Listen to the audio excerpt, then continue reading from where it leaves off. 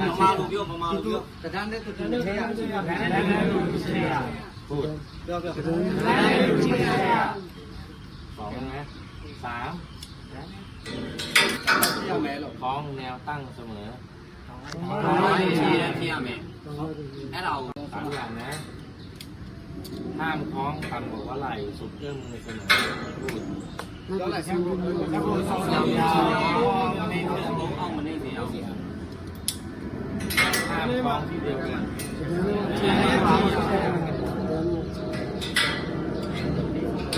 คล้องแนวตั้งเป็นไงตอนนี้အခုဘလူနေလဲတဲ့ဘုံအောင်ရောက်သွားပြီကြည့်ရအောင်ต้องคล้องที่ไหนแล้วตรงนี้เนาะเป็นไงตามไหม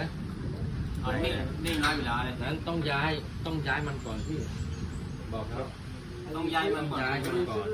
ขึ้นไปไม่เอาให้ย้ายก่อนช่วยพี่มาดูแก้มันก่อนเนาะได้ไหมได้ดูยาเนี่ยดูยาล่ะได้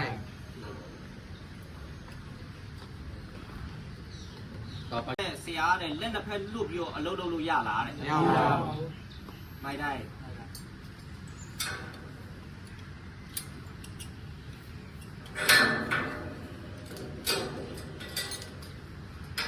สูงอันนี้ยังสูงล้านชิบก่อนเนาะกำให้มันคลายมาโชว์ไปก่อนดูโชว์ไป